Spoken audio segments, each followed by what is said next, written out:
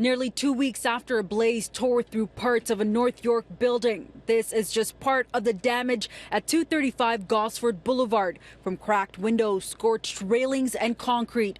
Construction workers could be seen boarding up the windows to several floors and units at the 15-story high-rise this afternoon. The scene of a tragic 5-alarm blaze where one man was found dead. Email provided to City News by a tenant appears to show the landlord of that Gosford building blaming the fire on the tenant inside of that suite. This despite the fact that officials say the investigation into the cause of the blaze is still underway. The email appears to be part of a chain between the landlord, Ronquet Property Management, and a displaced tenant who is asking about accommodations. In that correspondence, the RMK spokesperson allegedly writes, quote, "The landlord did not start the fire or cause this damage. A tenant did. There was no negligence on the part of the landlord in this matter." It appears to also state a person in that suite on the 8th floor is responsible for displacing over 400 people and the building being uninhabitable.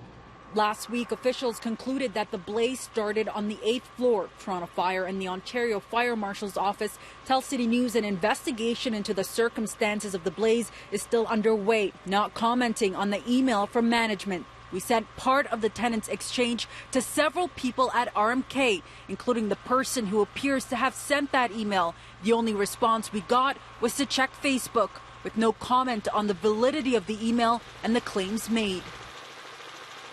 And some of the 400 people who were left displaced as a result of the fire staying right here at the Tate McKenzie Centre on the York University campus. But tonight will be the last night that they'd be able to stay here. Now, we did reach out to RMK to ask about further accommodations. They have not returned our, they have not provided answers to our questions. The city, however, just told us that RMK has advised them that they have secured emergency shelter for some of the displaced tenants. I did get the opportunity to speak with about 2 tenants who've been calling this shelter home.